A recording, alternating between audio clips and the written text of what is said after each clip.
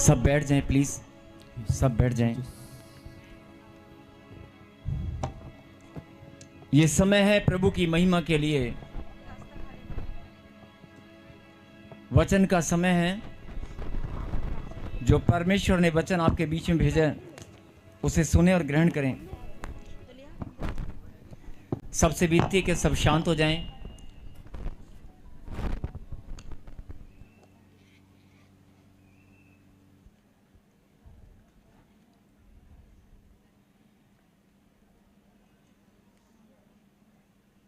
और बड़े ध्यान से इस बात को सुने।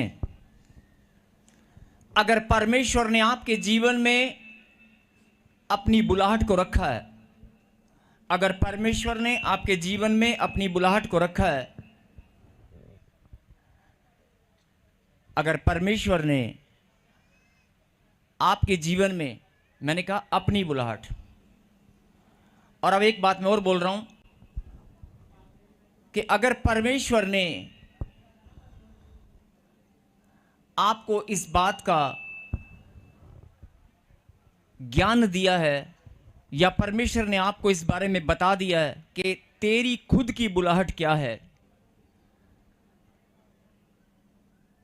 दोनों ही बातें हैं कि परमेश्वर ने आपके जीवन में जो बुलाहट रखी है वो परमेश्वर तो जानते हैं, लेकिन क्या आप अपनी बुलाहट को जानते हैं?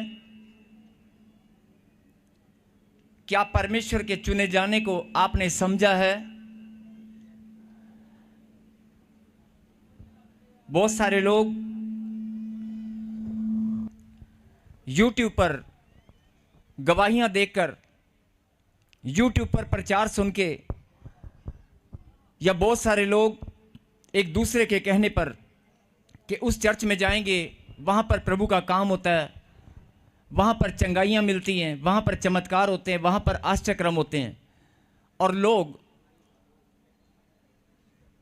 लोग चलकर प्रभु की महिमा के लिए अपने कदमों को निकालते हैं।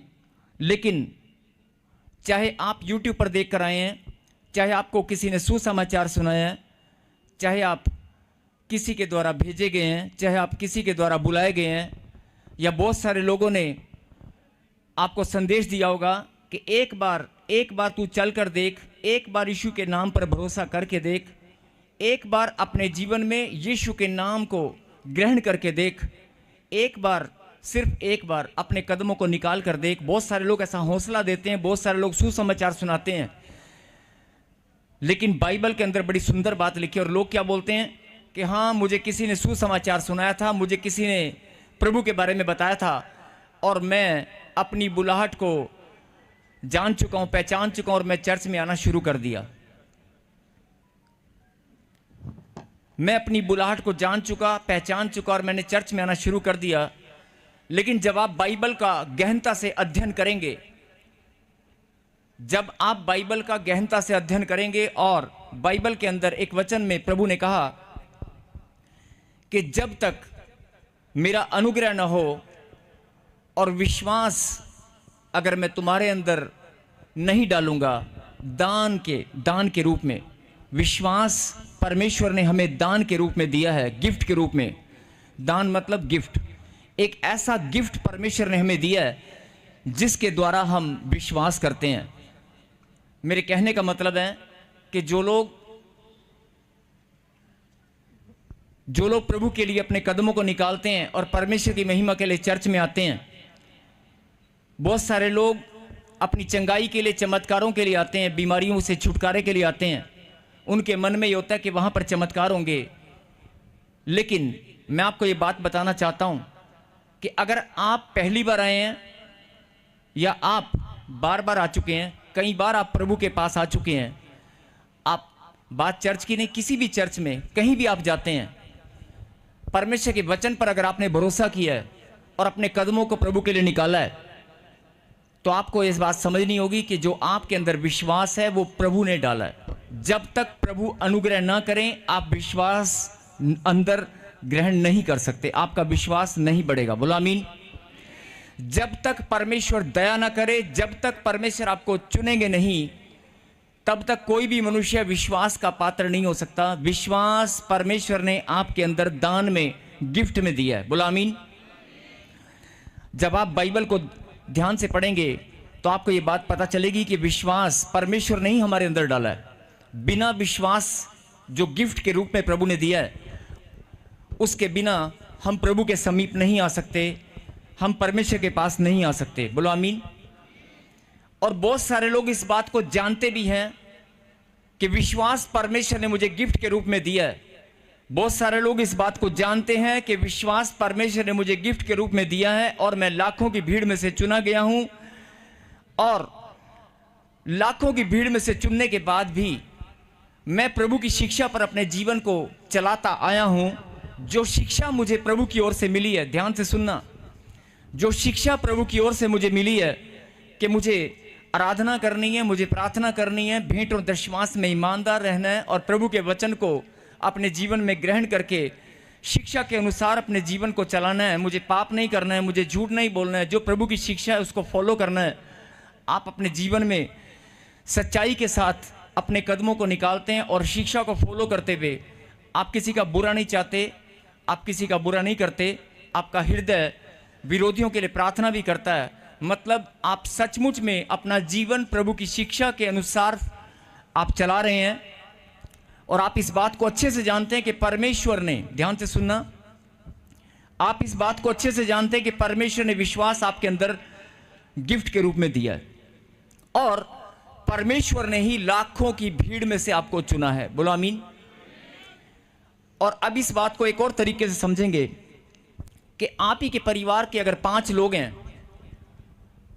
और आपके पड़ोस में कोई भाई है, बहन है जो प्रभु को नहीं जानते, नहीं मानते, आप उनको सुसमाचार सुनाएं, उनको बोलकर देखें कि तू बीमार है, मेरा जीवन बदला है, मेरी गवाही है, आप चलकर एक बार आप भी प्रभु का वचन सुने। आप 10 बार बोलोगे वो नहीं आएगा। भले ही आपकी सगी बहन हो, भले ही आपके पापा मम्मी भी हो सकते हैं, आपका बेटा भी हो सकता है, वो चर्च के बाहर आकर, प्रभु के मंदिर के बाहर आकर आपको छोड़ देगा कि आप चले जाओ, मैं आपको लेने आ जाऊंगा। बहुत सारी फैमिलीज अपने बच्चों के लिए प्रार्थना करती हैं, बहुत सारी माताएं, बहुत सारे भाई बहन प्रार्थना करते हैं कि यार जैसे मैं विश्वास में आया ऐसे ये भी विश्वास में आए। बोलो आमीन। और जो सवाल बड़ी गहराई से समझने का है कि हमारे अंदर विश्वास भी है, हम प्रभु के वचन के अनुसार अपने जीवन को चलाते भी हैं और हमारी प्रार्थनाएं मजबूत भी हैं और हम अपनी बुलाहट को जान भी चुके हैं। हम अपनी बुलाहट के अनुसार अपने जीवन को जान चुके हैं कि मेरी बुलाहट क्या है और सच्चाई को हम समझ चुके हैं। सच्चा परमेश्वर मेरा उद्धार करता यीशु मसीह है और मैं सुसमाचार पर विश्वास भी करती हूँ और मैं लोगों को सुसमाचार भी सुनाती हूँ। मतलब सब कुछ बड़े आनंद के साथ आप प्रभु में अपना जीवन प्रभु के अनुसार चला रहे हैं या परमेश्वर आपको चला रहे हैं। लेकिन सब कुछ सही होने के बाद भी जब आप अपने घरों में जाते हैं, कोई ना कोई परेशानी, और ये खास तौर पे मैं उन लोगों के लिए बता रहा हूं जो लोग विश्वास में बहुत मजबूत हैं, बहुत प्रार्थनाएं करते हैं, बहुत आराधनाएं करते हैं और बहुत ज़्यादा मजबूत हैं, अंदर से दृढ़ हैं कि नहीं जो मर्जी हो जाए, मेरे हालात और परिस्थितियां कैसे भी हों, लेकिन मैं टूटने वाला नहीं हूं, मैं मजबूत बनूंगी और मैं अपने परिस्थितियों का सामना करूंगी, मैं अपने हालात का सामना करूंगा, मैं टूटने वाला नहीं हूं। आपके अंदर प्रभु की सामर्थ, आपके अंदर एक विश्वास जो दृढ़ता से भरा हुआ है, उसके बावजूद भी ध्यान से सुनना, उसके बावजूद भी आप कभी ना कभी अकेले में बैठकर रोते हैं, अंदर ही अंदर आपके आंसू गिरने लगते हैं।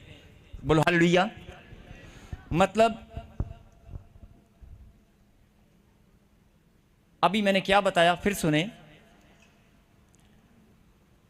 किसी ने आपको सुसमाचार सुनाया और सुसमाचार सुनाने के बाद चाहे आप पहली बार चर्च में आए, आपका विश्वास बिल्कुल भी नहीं है, किसी ने बोला चल कर देख तेरे जीवन में चमत्कार होगा, आप चल कर आ गए, लेकिन जब आप वचन की गहराई को समझेंगे तो आपको ये बात पता चलेगी कि नहीं, आप पहली बार भी आए हैं तो भी परमेश्वर का अनुग्रह आपके ऊपर हुआ है। अगर आप परमेश्वर के द्वारा चुने गए हैं और अगर आप अपनी बुलाहट को जान चुके हैं, पहचान चुके हैं और परमेश्वर के वचन को आप फॉलो करते हैं, उसकी शिक्षा के अनुसार अपने जीवन को चलाते हैं, और आपको ये बात अच्छे से मालूम है कि मसीह में किया गया परिश्रम व्यर्थ नहीं है, और आपको ये बात अच्छे से मालूम है कि अगर मुझे अनंत जीवन के मार्ग पर चलना है, मुझे अनंत जीवन को फॉलो करना है, अनंत जीवन का मार्ग प्रभु के पास है। बोलो आमीन। आप सब वो बातें जानते हैं, आपकी प्रार्थनाएं, आपकी आराधनाएं सीधा स्वर्ग में पहुंचती हैं। हमारा परमेश्वर हमारी प्रार्थनाओं को सुनता है और अपनी महिमा लेता है। बोलो आमीन। वो परमेश्वर जिसने आपको अपनी महिमा के लिए चुना है, वो परमेश्वर आपके जीवन से अपनी महिमा लेता है। बोलो आमीन। अब सवाल इस बात का है,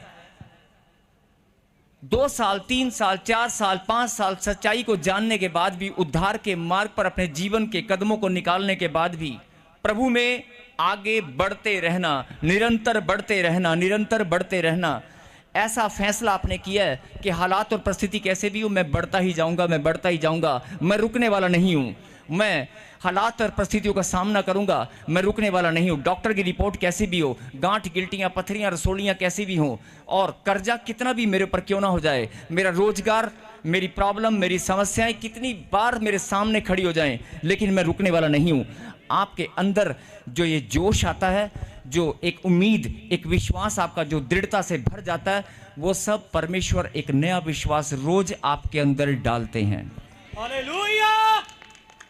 वो सामर्थ, वो विश्वास, परमेश्वर मजबूती, वो परमेश्वर के द्वारा ही, पवित्र आत्मा के द्वारा ही आपको दी जाती है। रोज नई सामर्थ आप ग्रहण करते हैं। जब भी आप वचन को खोलते हैं, जब भी आप प्रार्थना करते हैं, जब भी आप अपने होठों से परमेश्वर के पवित्र नाम को निकालते हैं, आपके अंदर एक सामर्थ आती है। बोलो हालेलुया। हालेलुया। और अगर कोई सोचता है कि शायद मुझे इस चीज का एहसास नहीं है, अगर कोई सोचता है कि मुझे इस चीज का एहसास नहीं है और मैंने कभी महसूस नहीं किया, तो आज आप घर जाकर बोलना कि मैं मीठी नींद में सोने वाला हूं, और कल से मैं जब उठूंगा तो मैं प्रभु की सामर्थ को ग्रहण करूंगा, और सुबह उठते ही आप अपने आप महसूस करेंगे एक ऐसी ताजगी, एक ऐसी सामर्थ जो कभी जीवन में आपने देखी नहीं होगी, अपने आप आपके अंदर आएगी। ताली बजाकर महिमा करें। आमीन। धन्यवाद परमेश्वर। कहें आमीन। आमीन।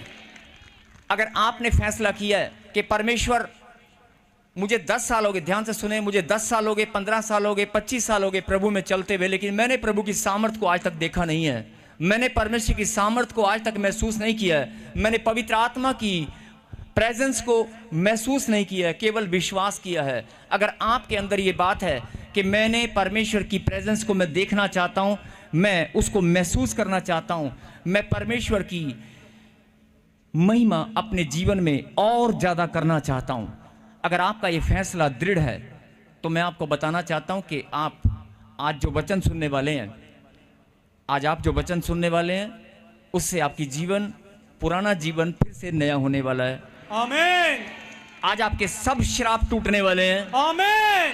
आज जैसे ही खुदा का कलाम आपके अंदर जाएगा, हर एक श्राप पांव के नीचे कुचला जाएगा। आमीन। हर एक बद्दुआ, हर एक नेगेटिविटी उखड़ जाएगी। आमीन। मैं फिर से बोल रहा हूं, ध्यान से सुने। भले ही आप पहली बार आए हैं, भले ही आप नए विश्वासी हैं, भले ही आप, लेकिन आपको इस बात को समझना होगा कि विश्वास मेरे अंदर डालने वाला मेरा परमेश्वर है, और मेरा विश्वास उसने मुझे गिफ्ट के रूप में दिया है, और परमेश्वर का दिया हुआ गिफ्ट मुझे संभालना है। बोलो आमीन। आमीन। अगर कोई पत्नी अपने पति को गिफ्ट देती है, तो वो बार बार ध्यान भी रखती है कि मेरा दिया हुआ गिफ्ट तूने संभाल के रखा कि नहीं, मेरी दी हुई घड़ी तुमने पहनी कि नहीं पहनी। और ऐसे ही आप किसी को भी अगर गिफ्ट देते हैं, तो आपका ध्यान उस गिफ्ट की ओर होता है कि जो मैंने इसको गिफ्ट दिया, क्या ये उसे संभालता है कि नहीं। यही बात मैं आपको समझाना चाहता हूं कि परमेश्वर ने हमें विश्वास, एक बड़ा गिफ्ट दिया है। क्या आपने उसे संभाला है? क्या उस विश्वास को आपने संभाला है, उसकी केयर की है? ये बहुत बड़ा सवाल है। अगर नहीं किया तो समझ जाओ कि परम ईश्वर ने हमें जो गिफ्ट दिया है, उसे मुझे संभालना है, उसे मुझे केयर करना है। और अगर आपने ये बात को समझ लिया, तो शैतान इतनी सी बात से डरकर भाग जाएगा। आमीन। अगर आपको ये बात मालूम है कि ये गिफ्ट, ये विश्वास मुझे परमेश्वर ने दिया है, इतनी सी बात से ही शैतान डर जाएगा। हालेलुया। जो लोग प्रार्थना करते हैं, बहुत प्रार्थनाएं करते हैं और कहते हैं कि मेरे जीवन में काम नहीं हुआ, शैतान का मैं सामना कर रही हूँ, बीमारियां मेरे जीवन से जाने का नाम नहीं ले रही, जो लोग निराशा में हैं, जो लोग बांझपन का सामना कर रहे हैं, जिनके जीवन में बच्चे की आशीष नहीं है, जिनका बिजनेस बढ़ नहीं रहा है, जिनका कारोबार बढ़ नहीं रहा है, जो कर्जे में प्रभु में हैं, शिक्षा को फॉलो करते हैं और प्रभु के वचन को जानते हैं कि प्रभु के वचन में लिखा है मांगोगे तो दिया जाएगा। बोलो आमीन। आमीन। और हर एक बहन हर एक भाई हौसला देता है एक दूसरे को, चिंता ना कर, घबरा मत, प्रभु के वचन में लिखा है मांगोगे तो दिया जाएगा। और परमेश्वर का वचन टलने वाला नहीं है, परमेश्वर का कलाम टलने वाला नहीं है। आकाश और पृथ्वी टल जाएंगी, भैन तू भरोसा कर, रब दे कलाम च लिखा है मंगोगे तो ਤੁਹਾਨੂੰ दिता जाएगा। आप एक दूसरे को हौसला देते हैं, लेकिन जब खुद की बारी आती है तो आप टूट जाते हैं। बोलो हालेलुया। हालेलुया। यही बात पवित्र आत्मा आपको आज समझाना चाहते हैं कि पहले इस बात पर ध्यान दे, अपनी बुलाहट, अपने चुने जाने को समझ जा। लाखों की भीड़ में से मैंने तुझे चुना है। बोलो आमीन। आमीन। अगर लाखों की भीड़ में से मैंने तुझे चुना है तो दूसरी बात तुझे यह समझनी है कि तुझे मैंने गिफ्ट दिया है। मैंने तुझे गिफ्ट दिया है जो विश्वास है। तूने उसे संभाला कि नहीं, तूने उसकी केयर किया कि नहीं। संसारिक लोगों का दिया हुआ गिफ्ट आप बहुत केयर करते हैं, बहुत संभालते हैं, और उस गिफ्ट का दिन आप मनाते भी हैं कि आज के दिन मुझे फलाने बंदे ने गिफ्ट दिया था। आप अपनी आत्मा में झांक कर देखें कि अगर परमेश्वर ने आपके अंदर विश्वास रूपी गिफ्ट आपको दिया है, वो किस दिन दिया था, कहीं वो खराब तो नहीं हो गया है, कहीं वो गिफ्ट के ऊपर कोई कचरा तो नहीं लग गया, धूल मिट्टी तो नहीं जम गई है। आज उसे झाड़ने का टाइम है, नहीं, उसे साफ सुथरा बनाकर फिर से अपने विश्वास को पहचानना है कि मेरा विश्वास कहीं धूल मिट्टी में तो नहीं पड़ा हुआ है। हालेलुया। अरे मेरा विश्वास कहीं उखड़ने वाला तो नहीं है। अरे मेरा विश्वास कभी नहीं उखड़ेगा, कभी धूल मिट्टी नहीं आएगी, क्योंकि अगर आपको यह बात मालूम है कि विश्वास डालने वाला परमेश्वर है। बोलो आमीन। आमीन। ये बात प्रभु ने मुझे कहा कि जब तू प्रचार में जाएगा तो बहुत सारे लोग प्रार्थना करते हैं, बहुत सारे लोग रो रो कर प्रार्थनाएं करते हैं कि मुझे 3 साल हो गए, 4 साल हो गए, 5 साल हो गए, मेरे घर का माहौल ठीक नहीं हो रहा है, मेरे जीवन बदल नहीं रहा है, मेरे जीवन में आनंद नहीं है। तो मैं आपको बताना चाहता हूं कि प्रभु ने आपको ऐसे नहीं चुना है। प्रभु ने आपको यहां पर हालेलुया के नारे लगाने के लिए नहीं बुलाया, प्रभु ने आपको ताली बजाने के लिए नहीं बुलाया, प्रभु ने आपको भेंट और दशवांश के लिए इकट्ठा होने के लिए नहीं बुलाया, परमेश्वर ने आपको यहां पर वचन सुनने के लिए नहीं बुलाया। परमेश्वर ने वचन सुने, चाहे कोई भी कार्य करें, लेकिन परमेश्वर ने आपको यह बात समझनी होगी कि चाहे वचन के द्वारा, चाहे सेवा के द्वारा, चाहे किसी भी रीति से अगर आप पवित्र मंदिर में आए हैं तो प्रभु ने आपको चुन लिया है अपनी महिमा के लिए। आमीन। परमेश्वर ने आपको चुना है अपनी महिमा के लिए। बोला आमीन। आमीन। मैं फिर आपका ध्यान उसी बात पर केंद्रित करना चाहता हूं। आपकी बुआ, आपकी मासी, आपका ताया, आपके चाचा, आपके रिश्तेदार, आपके भाई, आपका पड़ोसी बहुत नजदीक है, बहुत फ्रेंड क्लोज है आपके, आप सुसमाचार सुनाकर देखो, वो सुनेगा। आप YouTube पर वीडियो दिखाकर देखो, आप गवाहियां सुनाकर देखो कि देखो लोगों के जीवन में चमत्कार होते हैं, लोगों के जीवन बदलते हैं, वो सुनेगा। लेकिन आप बोलोगे ना चर्च में चल, वो नहीं आएगा। और आप उसके लिए बहुत सारी प्रार्थना करेंगे कि नहीं प्रभु मैं इसको बचाना चाहती हूं, इसका भी जीवन बदल जाए, ये मेरा भाई है, ये मेरी बहन है, लेकिन वो नहीं आएगा जब तक परमेश्वर उस पर अनुग्रह न करे, जब तक परमेश्वर उसे ना चुने, उसके कदम यहां पर निकलने वाले नहीं हैं। आपको समझना होगा कि लाखों की भीड़ में से अगर प्रभु ने आपको चुना है तो अपनी महिमा के लिए चुना है। बोलो आमीन। आमीन।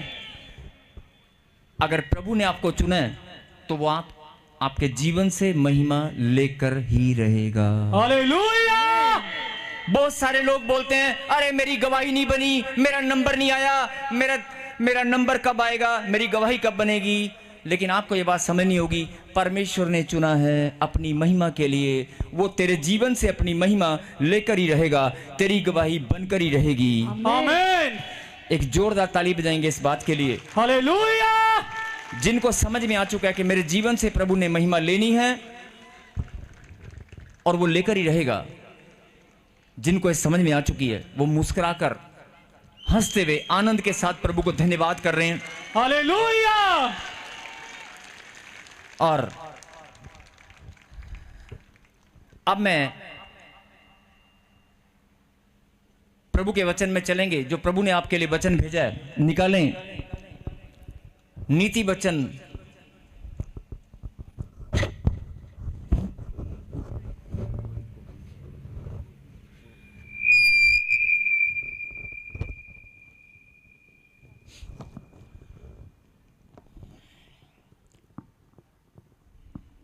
नीति वचन 24 अध्याय चैप्टर 24 और आयत 16 वर्ष 16 हम पढ़ेंगे। हालेलुया। क्योंकि धर्मी चाहे 7 बार गिरे तो भी उठ खड़ा होता है, परंतु दुष्ट लोग विपत्ति में गिरकर पड़े ही रहते हैं। बोला हालेलुया। हालेलुया। जो लोग बोलते हैं कि मेरा नंबर कब आएगा, जो लोग बोलते हैं कि मेरी गवाही कब बनेगी, तो उनको मैं बताना चाहता हूं कि अगर आप परमेश्वर के द्वारा चुने गए हैं तो आप धर्मी हैं। बोला आमीन। आमीन। अधर्मी लोग प्रभु के समीप नहीं आते, अधर्मी लोगों को परमेश्वर महिमा के लिए नहीं चुनते। बोला हालेलुया। हालेलुया। जिनके जीवन में परमेश्वर मौका जरूर देते हैं, परमेश्वर बार बार उनके जीवन में मौका जरूर देते हैं, लेकिन अधर्मी परमेश्वर के समीप नहीं आते हैं। पवित्र वेदी के सामने परमेश्वर के पवित्र आत्मा की प्रेजेंस में अधर्मी लोग नहीं बैठते हैं। अगर आप परमेश्वर की नजर में धर्मी हैं, आप चुने गए हैं, इसीलिए प्रभु ने आपको अपनी महिमा के लिए पवित्र मंदिर में आने का निमंत्रण दिया है, आपके ऊपर अनुग्रह किया है। आप पवित्र मंदिर में प्रभु की महिमा के लिए आए हैं। ये कोई छोटी बात नहीं है, ये बड़े आनंद की बात है, बड़े गौरव की बात है, बड़े गौरव और आनंद की बात है। बोलो आमीन। आमीन। फिर से कहें, ये मेरे लिए बड़े गौरव और आनंद की बात है बड़े गौरव और आनंद की बात है कि मैं परमेश्वर की महिमा के लिए चुना गया हूं। मैं परमेश्वर की महिमा के लिए चुना गया हूं। कहें आमीन। आमीन। अभी लिखा कि धर्मी जन, अगर आप धर्मी जन हैं, हाँ जी धर्मी जन है कि नहीं, ऐसे बोलने से नहीं होगा। क्या आपकी आत्मा, जो ऑनलाइन देख रहे हैं, जो ऑनलाइन सुन रहे हैं, क्या आपकी आत्मा, आपका हृदय इस बात की गवाही देता है? क्या आपकी आत्मा, आपका हृदय, आपका मन इस बात की गवाही देता है कि तू परमेश्वर की नजर में धर्मी है? अरे लाख बार पाप किए होंगे, बहुत गलतियां की होंगी, बहुत अधर्म के काम किए होंगे, बहुत सारी गलतियां की होंगी, लेकिन क्या आपकी आत्मा, मैं फिर बोल रहा हूं, क्या आपकी आत्मा इस बात की गवाही देती है कि परमेश्वर की नजर में तू धर्मी है? बोलो। अगर आप धर्मी हैं तो आपकी आत्मा आपको गवाही देगी। अगर आप धर्मी हैं तो आपकी आत्मा गवाही देगी। बोला हालेलुया। हालेलुया। मैं फिर बोल रहा हूं कि और अगर आप धर्मी हैं, आपकी आत्मा आपको गवाही देती है कि मैं प्रभु के द्वारा चुना गया हूं, तो फिर वचन को सुने और ग्रहण करें। क्या लिखा कि जब आप विश्वास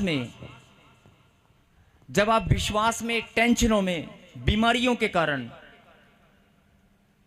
विपत्तियों के कारण, परिस्थितियां जब अनुकूल ना हो, बहुत सारी बातें हैं जिनके कारण, कोई कर्जा, कोई बीमारी, कोई टेंशन, कोई ना कोई प्रॉब्लम आपके जीवन में जब घूम घूम कर बार बार आपके सामने आती है, आप क्या होता है? गिर जाते हैं।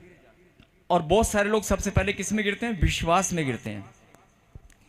मैं फिर बोल रहा हूं कि अगर आप धर्मी जन हैं और परमेश्वर ने अगर आपको चुन लिया है, अगर आप धर्मी जन हैं और परमेश्वर ने आपको चुन लिया है, आप कैंसर की रिपोर्ट लेकर यहां पर आए हैं, आप कर्जे को लेकर यहां पर आए हैं, आप प्रॉब्लम समस्याओं को लेकर आए हैं, अगर आपके हालात परिस्थितियां कैसे भी हो, लेकिन समझने की बात है, परमेश्वर ने चुना है।